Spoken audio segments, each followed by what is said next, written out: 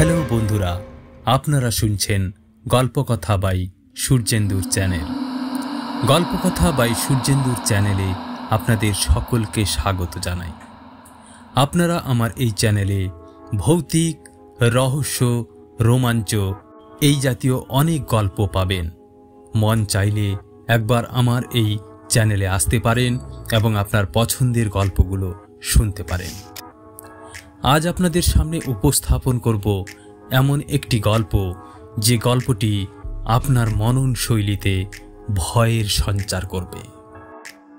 যখন গ্রামের সরু রাস্তায় রাতের নীরবতা নেমে আসত, তখন সবার মনে কেবল একটি নামই প্রতিধ্বনিত হতো, সেটা হলো ঋত্বিক।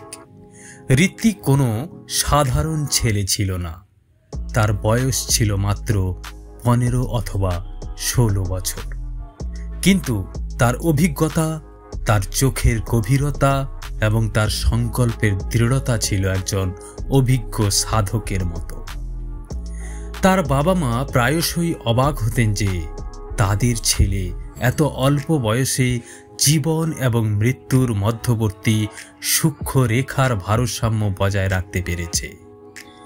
গ্রামবাসীরা বলতো যে ঈশ্বর ঋত্বিককে এই পৃথিবীতে একটি বিশেষ উদ্দেশ্যে পাঠিয়েছেন। সেদিন ছিল অন্ধকার বৃষ্টির রাত। বজ্রপাতের শব্দে পুরো গ্রাম কাঁপছিল। বাতাস আর্দ্রতা আর কাদার গন্ধে ঘন ছিল। হঠাৎ গ্রামের উত্তর প্রান্ত থেকে মহিলাদের চিৎকার শোনা গেল। গ্রামবাসীরা ছুটে গেল ঘটনাস্থলে। তারা দেখতে পেল গ্রামের সবচেয়ে পুরনো বটগাছটি তার শিকড় থেকে কাঁপছে। তার ডালাপালা থেকে লাল চোখ জ্বলছে। মহিলারা ভয়ে অজ্ঞান হয়ে গেল। কিছু পুরুষ সাহস সঞ্চয় করার চেষ্টা করেছিল, কিন্তু তাদের ছায়াও শিকড় থেকে ঝুলন্ত ভূতেরা কেড়ে নিয়েছিল। এদিকে ভিড় থেকে দূরে দাঁড়িয়ে ঋত্বিক গাছের দিকে তীক্ষ্ণ দৃষ্টিতে তাকিয়ে রইল। তার ঠোঁটে একটা অদ্ভুত মন্ত্র ফিসফিসিয়ে উঠল। এরা সেই একই যারা 100 বছর আগে এই গ্রাম ছেড়ে এসেছিল বলিদানের দাবিতে। ঋত্বিক শতাধিক ভূতের মুখোমুখি হয়েছিল। এই ভূতগুলি সাধারণত আত্মা ছিল না। তারা ছিল তাদের আত্মা, যারা অপূর্ণ বাসনা, প্রতিশোধ এবং অভিশপ্ত কর্মের কারণে এই পৃথিবীতে আবদ্ধ ছিল।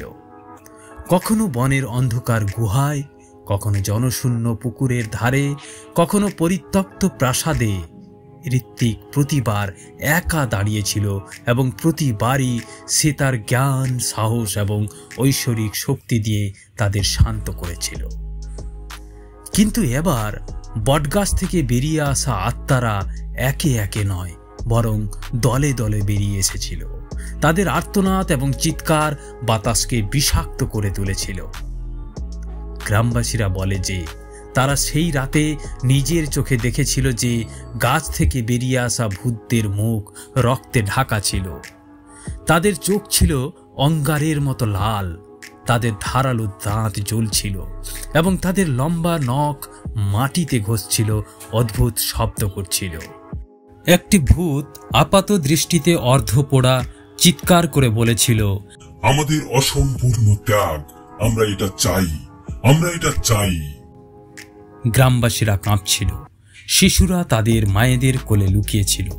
পুরুষরা তাদের নিঃশ্বাস আটকে রেখেছিল। জনতাকে পেছনে ঠেলে দিয়ে ঋত্বিক এগিয়ে গেল। তার চোখে ভয়ের কোনো চিহ্ন ছিল না। তার দাদুর দেওয়া একটি ছোট্ট তাবিজ ছিল। সে জোরে জোরে একটা মন্ত্র উচ্চারণ করতে লাগলো। ওম কাল কাল ভাই নমঃ নমঃ, ওম কাল কাল ভাই নমঃ নমঃ, ওম কাল কাল ভাই নমঃ নমঃ। যখন মন্ত্রের প্রতিধ্বনি বাতাসে ভেসে গেল, তখন ভূতেরা চিৎকার করে উঠল। তাদের মুখ বিকৃত হয়ে গেল, চোখ জ্বলে উঠল, কিন্তু তারা হাল ছাড়তে রাজি হলো না। একের পর এক ভূতেরা ঋত্বিকের উপর ঝাঁপিয়ে পড়তে শুরু করল। তাদের চিৎকার এতটাই ভয়ঙ্কর ছিল যে গ্রামবাসীদের কান বধির হয়ে যাচ্ছিল, কিন্তু ঋত্বিক দৃঢ়ভাবে দাঁড়িয়ে রইল। সেই রাতে ঋত্বিক তাদের শান্ত করে কিন্তু শেষ মুহূর্তে একটি ভূত বলল, ঋত্বিক, তুমি আমাদের যতবারই পরাজিত করো না কেন, আসল রহস্য রয়ে গেছে। সেই পাথর, সেই অভিশপ্ত পাথর তোমার গ্রামকে গ্রাস করবে। এই কথা শুনে ভূতরা ছাই হয়ে গেল। বটগাছটি চুপ করে গেল, কিন্তু ঋত্বিকের চোখে একটি নতুন প্রশ্ন জ্বলে উঠল, কোন পাথর? গ্রামবাসীরা ঋত্বিককে বীর বলে মনে করত। সেই রাতে সবাই তাকে প্রণাম করল, কিন্তু ঋত্বিক জানত যে এই জয় কেবল শুরু, আসল যুদ্ধ এখনো আসেনি। তার মা অশ্রুসিক্ত চোখে বললেন, বাবা, তুমি কেন এই আগুনে নিজেকে ছুঁড়ে ফেলছ? আমরা ভয় পাচ্ছি, এটি হয়তো তোমাকে সবাইকে গ্রাস করবে। ঋত্বিক হেসে বলল, মা, আমি যদি না থাকি তাহলে এই গ্রাম কিভাবে টিকে থাকবে? আমাকে এই পথেই হাঁটতে হবে।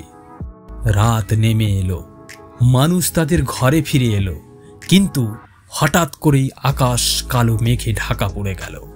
বিদ্যুৎ চমকাতে শুরু করলো, আবারও বাতাসে একই কাঁপুনি। ঋত্বিক অনুভব করল এক বৃহত্তর শক্তি এগিয়ে আসছে, হয়তো সেই একই পাথর যার নাম ভূত বলেছিল। হয়তো সেই পাথরের সাথে কোনো প্রাচীন রহস্য জড়িত ছিল যা পুরো গ্রামকে গ্রাস করতে পারে। ঋত্বিকের সামনে এখন একটাই পথ ছিল, পাথরটিকে খুঁজে বের করে এর রহস্য উদ্ঘাটন করা। কিন্তু সে কি একা এই অন্ধকারের বিরুদ্ধে লড়াই করতে পারবে? এবার কি তার তাবিজ এবং তন্ত্র বা মন্ত্র যথেষ্ট হবে, নাকি পাথরটি কি আরও ভয়ঙ্কর শক্তির জন্ম দেবে? মানব সমাজে শতাব্দীর পর শতাব্দী ধরে ভূতের গল্প প্রচলিত। লোক কাহিনী, ধর্মগ্রন্থ এবং গ্রামীণ ঐতিহ্য বিভিন্ন ধরনের ভূতের বর্ণনা দেয়। সবচেয়ে সাধারণ হল অপূর্ণ ইচ্ছা সম্পন্ন ভূত।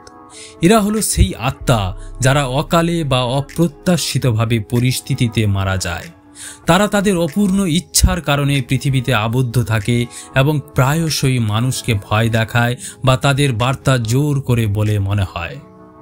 প্রতিহিংসাপরায়ণ ভূত প্রচলিত। তারা রাগ এবং অন্যায় থেকে জন্মগ্রহণ করে। যদি কোনো ব্যক্তিকে হত্যা করা হয় বা বিশ্বাসঘাতকতা করা হয়, তবে তাদের আত্মা প্রতিশোধ নেওয়ার জন্য ভূতের রূপ নিতে পারে।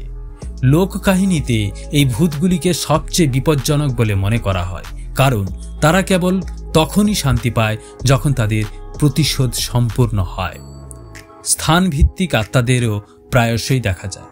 এই ভূতদের একটি নির্দিষ্ট স্থানে আবদ্ধ করা হয়, যেমন একটি পুরাতন প্রাসাদ, শ্মশান, একটি পরিত্যক্ত দুর্গ অথবা দুর্ঘটনাস্থল। লোকেরা বলে হঠাৎ ঠান্ডা বাতাস, অদ্ভুত শব্দ অথবা এই জায়গাগুলিতে ছায়া এই আত্মাদের উপস্থিতির নির্দেশ করে। কিছু জায়গায় ডাইনির মতো মূর্তিও দেখা যায়।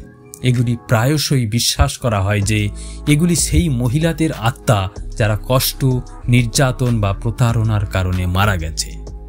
লোককাহিনীতে তাদের লম্বা চুল, লম্বা চোখ এবং একটি ভয়ঙ্কর কণ্ঠস্বর দিয়ে চিত্রিত করা হয়েছে। অবশেষে এমন প্রলোভন সংকুল বা বিভ্রান্তিকর ভূতও রয়েছে যারা সরাসরি ক্ষতি করে না, বরং মানুষকে নিয়ন্ত্রণ বা ভয় দেখানোর চেষ্টা করে। সুতরাং ভূতের জগৎ রহস্যময় এবং বৈচিত্র্যময়। কখনো কখনো তারা কেবল অপূর্ণ আকাঙ্ক্ষার প্রতীক এবং কখনো কখনো তারা প্রতিশোধ এবং ভয়কে মূর্ত করে। এটি কেবল শুরু। ঋত্বিকের আসল গল্পটি উন্মোচিত হতে চলেছে। প্রতিটি পর্বে একটি নতুন রহস্য, একটি নতুন আত্মা এবং নতুন হুমকি প্রকাশ পাবে। এই গল্পটি কেবল ভূত সম্পর্কে নয়, বরং ভালো এবং মন্দের মধ্যে শতাব্দী ধরে চলা যুদ্ধ সম্পর্কে বর্ণনা করে। বন্ধুরা, আজকের এই গল্পটি আপনাদের কেমন লাগলো নিজ নিজ মতামত দিতে ভুলবেন না। যারা নতুন তারা অবশ্যই চ্যানেলটিকে সাবস্ক্রাইব করবেন এবং যারা আগে থেকে আমার চ্যানেলের সাথে যুক্ত তাদের অনুরোধ করব অবশ্যই আপনার মূল্যবান মতামতের মধ্য দিয়ে আমাকে গল্প পাঠে উৎসাহিত করবেন। ধন্যবাদ। নমস্কার।